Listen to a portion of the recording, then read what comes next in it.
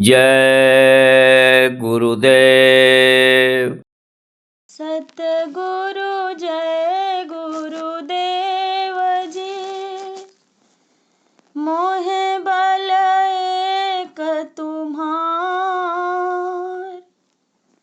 तुम बिना हित अपना नहीं। तन मन धन संसार।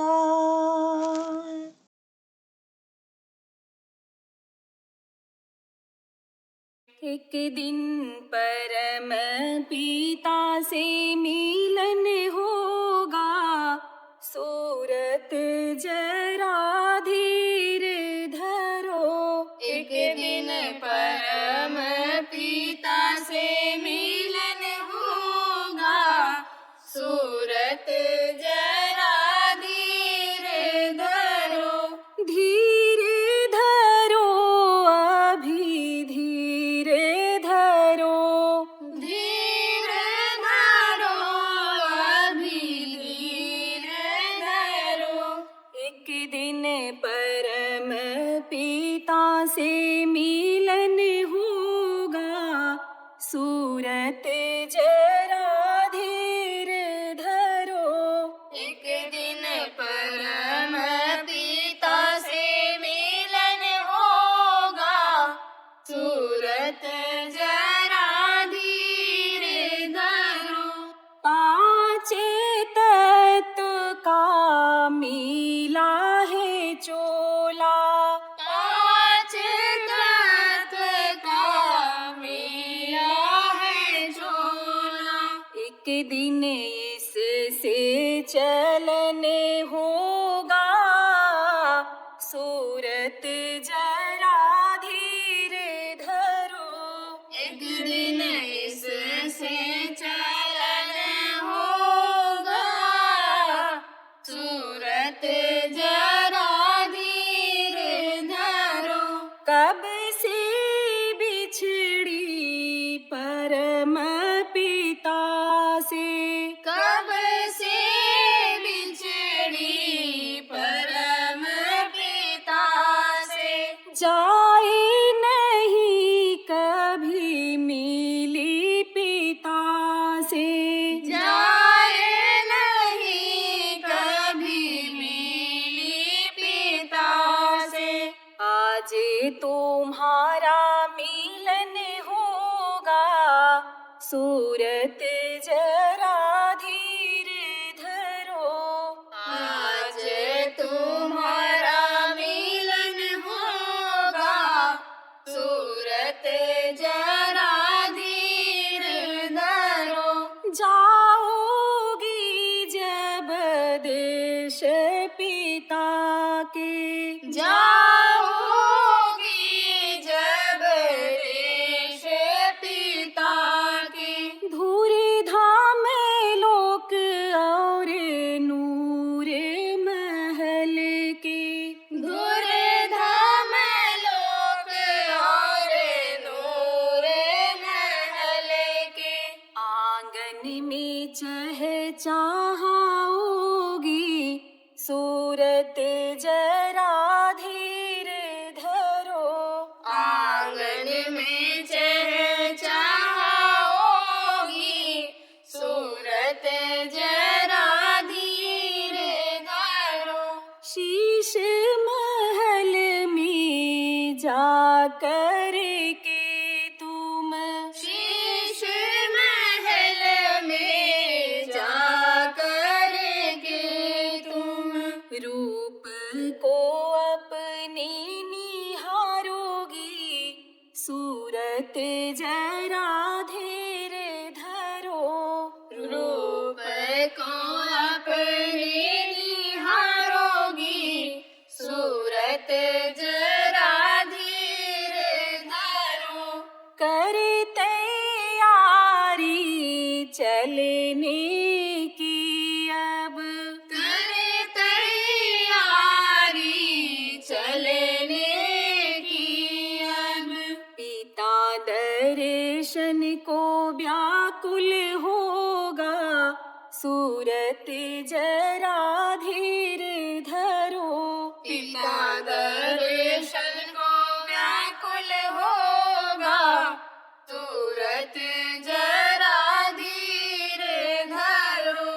जाओगी जब राम लोक में, जाओगी जब राम लोक में, राम लोक और कृष्ण लोक में, राम लोक और कृष्ण लोक में, ब्रह्म लोक और शिव लोक में, ब्रह्म लोक और शिव लोक में, शिव लोक और आद्यालोक में, शिव लोक और आद्यालोक में।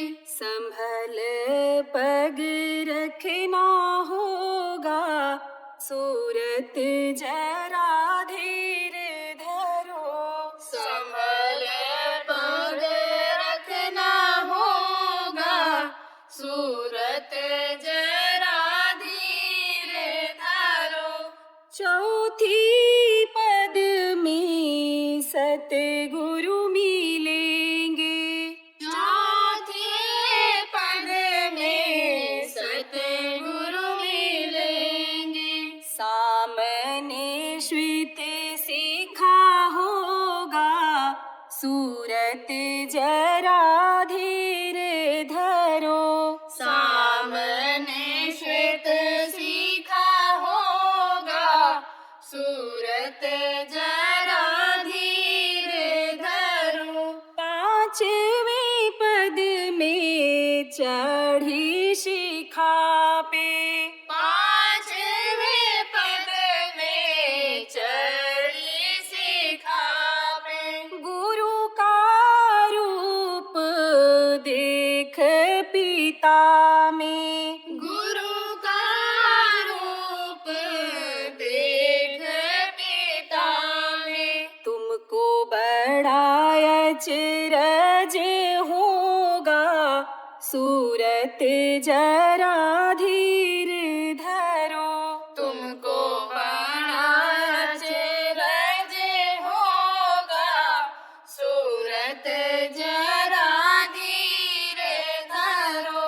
धीर धरो अभी धीर धरो, धीर धरो अभी धीर धरो।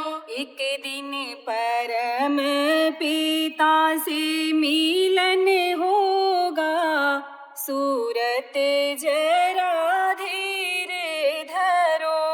एक दिन परम पिता से मिलन होगा, सूरत जरा धीर धरो। जय गुरुदेव, जय गुरुदेव।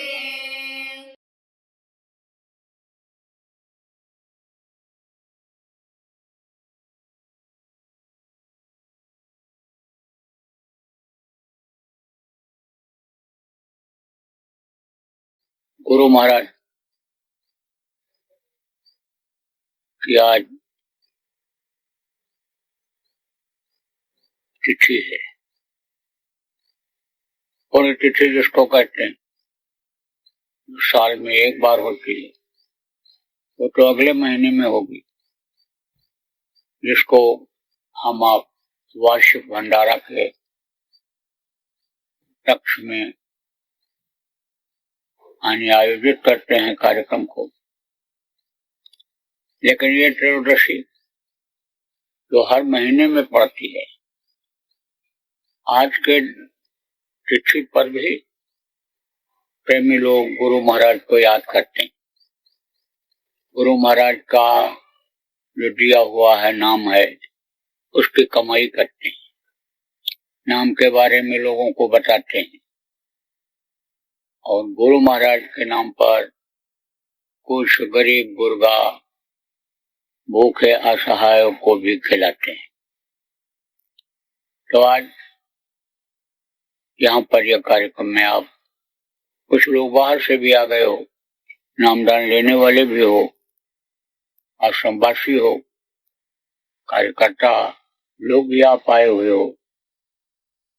तो आज के दिन हमारा आपका भाग्य है कि हम एक दूसरे से मिल रहे हैं, एक दूसरे की बात को सुन और कह रहे हैं। महापुरुष आते हैं, ऋषि मुनि योगी योगेश्वर आते हैं, इसी धरती पर संत आते हैं और अपना अपना काम करते हैं। इन लोगों का काम अलग अलग होता है और काम करके चले जाते हैं, उनकी यादगार रह जाती है। लेकिन जो वो बताते हैं, बता के जाते हैं, समझा के जाते हैं, उसको आदमी अगर पकड़ लेता है तो उसको बहुत फायदा होता है, बड़ा लाभ होता है। गुरु महाराज हमारे ऐसे शक्तिशाली यानी पावरफुल जिसको कहते हैं, आध्यात्म के धनी, आध्यात्म के भंडार थे। तो उतनी पावर का, उतनी शक्ति का तो इस धरती पर इस समय कोई है नहीं। आप ये समझो प्रेमियों, गुरु महाराज जिस मिशन को लेकर आए थे, जिस काम को लेकर आए थे, उस काम के लिए उन्होंने बहुत मेहनत किया। जीवों को बताने, समझाने, चेताने, उनको रोटी रोजी की व्यवस्था करने में तो उन्होंने समय दिया ही दिया। लेकिन जो अनमोल चीज दिया और उसको जिन्होंने ग्रहण कर लिया और उनके बताए अनुसार चलने लग गए, गुरु को समझ गए, मनसा वाचा कर्मणा ये तीन होता है। मन से, मन को यह विश्वास हो गया कि ये गुरु हैं, समर्थ गुरु हैं, शिक्षक गुरु हैं।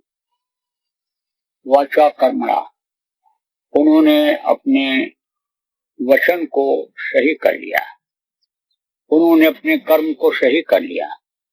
और जो यह दुनिया के कर्म में लगे हुए हैं, उससे थोड़े समय के लिए मुख को मोड़ करके जो अपने आत्मा का धर्म है, कर्म है, उस कर्म में जो लोग लगे उनको तो पहचान हो पाई, और नहीं तो बाकी आण मांस के शरीर में ही जो उनको देखते रहे, उनका मन इधर उधर भटकता रह गया। और ये देश किसका है? काल और माया का देश है। इस काल और माया के देश में बहुत से लोग फंस गए। गुरु महाराज की कोई गलती नहीं है। गुरु महाराज तो चाहते थे और अब भी चाहते हैं कि जीव अपने घर, अपने वतन, अपने मालिक के पास पहुंच जाएं, दुख के संसार से निकल जाएं। लेकिन लोगों के कर्म आड़े हाथों आते रहे और गुरु पर से विश्वास को कम कर दिया। लोग अपनी विद्वता ज्ञान में चले गए, इसलिए बहुत से लोग फंस गए। आपको समझने की जरूरत है, जो आप नए लोग आए हो, आपको समझने की जरूरत है। ये जो देव दुर्लभ शरीर आपको मिला, माँ के पेट में ये बना, तो माँ के पेट में तो ज्ञान था कि हम माया के लोक में जा रहे हैं और वहां पर माया का पर्दा पड़ेगा, माया का पसारा वहां पर होगा। लेकिन पैदा होने के बाद वो चीज गई भूल। जब बच्चा पैदा होता है तब उसको दुनिया का कोई ज्ञान नहीं होता है। ये पेट क्या है? ये शरीर क्या है?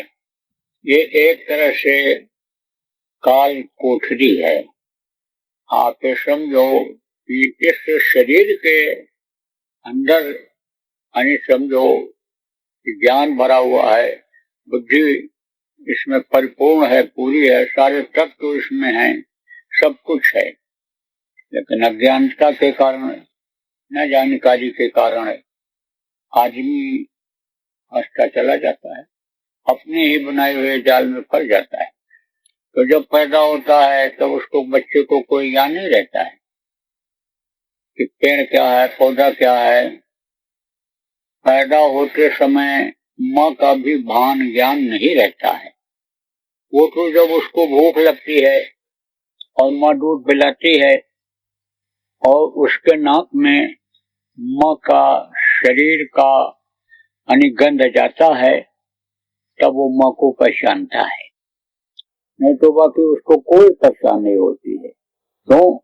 क्योंकि वहां तो ये चीजें थी नहीं माँ के पेट में। अगर मनुष्य शरीर में नहीं आया है तो मान लो कहीं ऊपर के लोगों से आ गया तो वहां भी ये चीजें नहीं थी, ये चीजें तो थी नहीं। इसका ज्ञान वान यहाँ होता है। अब अगर माँ बाप के संस्कार अच्छे हैं तो अच्छे संस्कार उसके ऊपर पड़ते हैं, अच्छे लोग मिलते हैं, अच्छे गुरु मिलते हैं जो विद्या पढ़ाते हैं, जो जीविका अर्जन का यानी खाने पीने का यानी समझो कमाई का तरीका बताते हैं, ऐसे होते हैं तो उसकी जानकारी हो पाती है। और नहीं तो जो इस देव दुर्लभ शरीर से बुरे कर्मों को करने लगता है और उससे जब बुरे कर्म बन जाते हैं तो शरीर से ही बुराई होती है, तो शरीर को तो कष्ट तकलीफ झेलना ही पड़ता है।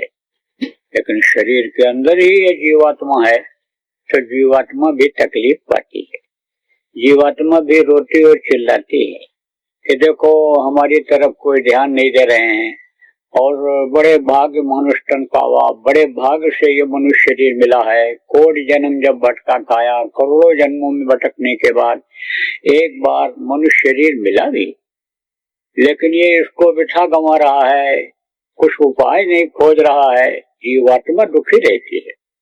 लेकिन अब करे तो क्या करे, निकल नहीं सकती, इस शरीर के अंदर काल कोठरी के अंदर बंद रहती है, तो बाहर निकल नहीं सकती, न ऊपर जा सकती है और बाहर इधर आ नहीं सकती है। तो याद आने समझो कि इस बात का उसको रहता है, क्योंकि शुरू में भान ज्ञान ज्यादा रहता है, बच्चे को ज्यादा भान ज्ञान रहता है उधर का, लेकिन जब बड़ा होता है और जब इस शरीर के अंगों से विषयों में फंसता है तो फंसता चला जाता है। आपको समझने की जरूरत है कि जैसे मछली होती है तो मछली पकड़ने वाले क्या करते हैं, ऐसे बांस का टुकड़ा लेते हैं बड़ा सा और उसमें हुक लगा देते हैं और उसमें लगा देते हैं चारा, आटा का या कोई चीज का, खाने वाली चीज का, और उसको डाल देते हैं। वो पानी के नीचे चारा डूब जाता है, हुक भी वजन रहता है, उसी में एक और छोटा सा टुकड़ा बांध देते हैं, जिससे पता चलता है कि अभी मछली नहीं आई। लेकिन उसकी खुशबू जब मछली को मिलती है तो खाने के चक्कर में आती है, एक बार खा के निकल जाती है। क्यों? क्योंकि चारा थोड़ा बड़ा रहता है, उसको स्वाद मिल जाता है, दोबारा फिर आती है और फिर मुंह फैला के दूर से पूरा चारा खाने लगती है। बस उसके अंदर जबड़े में वही हुक लोहे का जो होता है टेढ़ा सा, वो फंस जाता है, और जब फंस जाता है तो मछली फंस गई। कितना भी छटपटाए लेकिन वो गले से निकल नहीं सकता है। तो अब आप ये समझो, ऐसे ही जैसे मछली फंस जाती है खाने के चक्कर में, ऐसे आज के जीव भी फंस रहे हैं, खाने के चक्कर में फंस रहे। आप ये समझो दुनिया की दौलत, ऐश और आराम के चक्कर में फंस रहे। ये नहीं समझ रहे हैं कि ये सब एक यानी नाटक नौटंकी खिलौने की तरह से है। ये थोड़ी देर का है, सपनवत है। ये जैसे सपना होता है थोड़ी देर के लिए होता है, चाहे रात में सपना हो जाए, दिन में सो सपना आ जाए, बैठे बैठे भी ऐसे सपने आ जाते हैं, लेकिन वो थोड़ी देर का होता है। इस चीज का आदमी को ज्ञान नहीं रहता है, ये स्वप्नवत है। महात्मा आते हैं, संत आते हैं, ज्ञान कराते हैं। आपको समझने की जरूरत है प्रेमियों कि यह जो दुनिया की चीजें हैं ये कैसी हैं। ये मिट्टी के घड़े की तरह से हैं। संतों की बताई हुई बातों को मैं बता रहा हूं, मैं कोई अपने मन की बात नहीं बता रहा हूं, लेकिन आपको सब बातें बता रहा हूं, याद करा रहा हूं कि ये घर है, मकान है, ये कोठी है, ये क्या है, मिट्टी के घड़े की तरह से है। जल जला आया, गिर गया। आप देखो मिट्टी का ढेर लगाते हैं, सामान रखते हैं और बाढ़ आता है, बह जाता है। घड़ा अगर न भी टूटा, बहुत बचा के रखे, तो भी एक समय घड़े का ऐसा आता है जब ज्यादा दिन हो जाता है, जैसे शरीर बुढ़ा हो जाता है तो ज्यादा दिन होता है, तो आप तो समझो कि उस घड़े को लोग रख देते हैं। क्यों रख देते हैं? कहते हैं अब ये ठंडा नहीं हो रहा। उसके तत्व खत्म हो जाते हैं, कम हो जाते हैं। जो ठंडा करता है, पानी पिलाता है, कमजोर हो जाता है। जो घड़ा नया था उसको ऐसे पकड़ करके पानी भरा हुआ औरत उठा लेती थी, आदमी उठा लेता था, वो उठाते ही उसके ऊपर का हिस्सा उसके हाथ में रह जाता है, घड़ा नीचे गिरता है, टूट जाता है। इसी तरह से शरीर जब ये बुढ़ा होता है तो शरीर को लोग आराम के लिए बैठा देते हैं, लेकिन छूटता जरूर शरीर है। अब आप सोचो सारी चीजें जो जुड़ी हुई हैं दुनिया की, घर मकान जमीन जायदाद, किससे जुड़ी है? इस शरीर से जुड़ी है, और शरीर से ही आदमी सब कुछ बनाता है। अब चाहे समझो अज्ञानता में बनाता हो और चाहे जान करके भी, जब मन उधर लग गया, हविष जब उधर बढ़ गई, तो आप पे समझो उसकी बढ़ाता चला जाता है, बुरे कर्म भी करता है। किसके लिए? जमीन जायदाद के लिए, घर मकान के लिए, मान प्रतिष्ठा बढ़ाने के लिए, इधर उधर से खींच खांच के मार काट करके भी लाता है।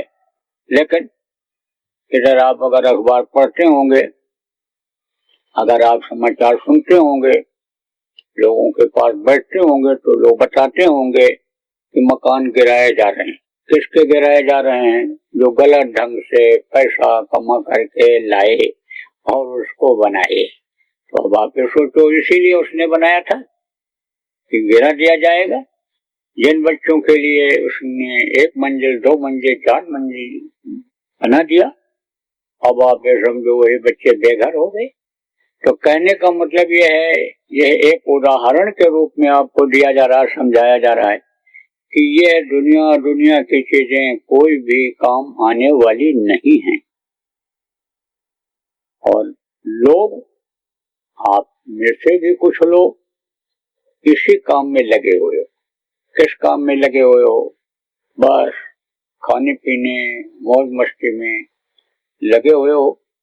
तो हाथी जब खाता है, खा लेता है जब पेट भरता है, तब अगर बंधा हुआ ना हो, बंधा होगा तो ऐसे ऐसे घूमने लगे, ऐसे ऐसे मस्त हो जाता है। और खुला हुआ होगा तो भागता है और क्लांत लगाता है, और उस समय कोई भी मिल जाए तो मारता है। पेड़ के ऊपर नजर चढ़ गई कि लाओ पेड़ को गिरा दे, तो पेड़ में ही मार मार के गिरा देता है। तो हाथी पकड़ने वाले उसका फायदा उठाते हैं। क्या फायदा उठाते हैं? जानते हैं कि हाथी यहाँ रहते हैं, ऐसे नहीं जा सकते उनके पास, देखे मार दे। तो क्या करते हैं? गड्ढा खोदे बड़ा सा, और उसके ऊपर यही सब खरपतवार, जंगल के पत्ते, डाल डंठल डाल देते हैं। भारतीय तो समझता है कि ये जंगल जैसी ही जमीन है, और वहीं पर हाथी के लिए कुछ खाने पीने की चीज रख देते हैं, उसी के ऊपर खाने के चक्कर में उधर जाता है, बस उसी में गिर जाता है। तो भूखा प्यासा 10-15 दिन उसमें पड़ा रहता है। ताकत शरीर में कब आती है? किसी के भी हो, चाहे पशु हो, चाहे पक्षी हो, चाहे आदमी हो, जब वो खाता है, अपना आहार खाता है। कितना भी पहलवान हो, खाने को न दो कुछ, न तो बोली बंद हो जाएगी, हाथ पैर और हिलाना क्या, कुश्ती लड़ना क्या, बोली तक बंद हो जाती है। तो एकदम से बिल्कुल कमजोर हो जाता है। जब कमजोर हो जाता है तब उसको वो निकाल करके ले जाता है, और फिर अपने अनुसार उसको चलाता है, अपने अनुसार उसको समझो कि साधता है, अपने अनुसार काम कराता है, हाथी से काम लेता है। ऐसे ही संत होते हैं। संत क्या करते हैं कि जब देखते हैं कि जीव भाग रहे हैं, दुनिया की तरफ भाग रहे हैं, और इंद्रियों के घाट पर बैठकर रस लेकर के मन को मोटा कर दे रहे हैं हाथी की तरह से, तब वो कट्टा रूपी जुगाड़ बनाते हैं, मन को समझो कि कमजोर करने के लिए उपाय करते हैं।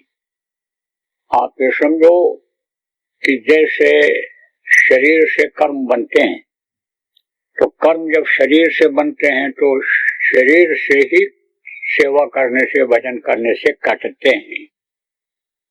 आप ये समझो कि जब तक कर्म नहीं करते हैं और ये मन कमजोर नहीं होता है, इंद्रियों के घाट पर बैठकर जो रस ले रहा है उधर से मुड़ता नहीं है, तब तक संतों की बातें समझ में नहीं आती हैं। जब तक मान सम्मान का भूत सवार रहता है, धन दौलत का भूत सवार रहता है, जब तक विद्वता का, ज्ञान का भूत सवार रहता है, तब तक संतों की बात समझ में नहीं आती है।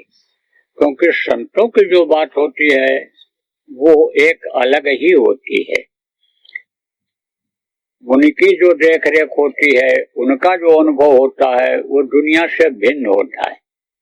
उनकी जो विद्या होती है, उनका जो ज्ञान होता है, दुनिया के ज्ञान से अलग होता है।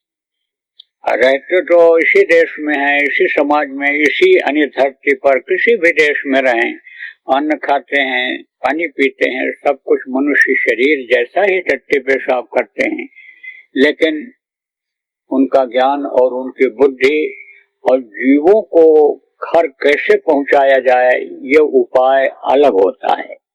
तो संत जीवों को समझाते हैं, बताते हैं, घर की याद दिलाते हैं, ज्ञान रूपी समझ लो कि गड्ढा में डाल करके और फिर इस मन को कमजोर कर देते हैं, इंद्रियों की तरफ से हटा करके समझ लो कि फिर उधर लगाते हैं। तो जैसे देखो, शरीर कमजोर होता है, कोई बीमार हो गया या खाने को नहीं मिला, तो खाने के लिए अभी तो कहता है खाना दो, अभी तो कहता हम लाएंगे नहीं तो नहीं मिलेगा। अभी तो आदमी जो खाने के लिए ही सब कुछ कर रहा, उसको अहंकार है, मेरे पास है। लेकिन अगर नहीं है, नहीं मिला उसको, तो भगवान को याद करता है, कहता अब हमको रोटी दो, आपका सहारा है, आप ही के देने पर मिलेगा, तो वो चीज को फिर वो मांगता है। इसी तरह से समझो मन हो जाता है, मन कमजोर हो जाता है, और मन कमजोर हो जाता है तब संतों की जो युक्ति होती है वो काम में आ जाती है। तो फिर वो युक्ति बताते हैं, युक्ति बताते हैं, और युक्ति बता करके इस जीवात्मा को अपने घर मालिक के पास पहुंचाया करते हैं जिस काम के लिए यह मनुष्य शरीर मिला है।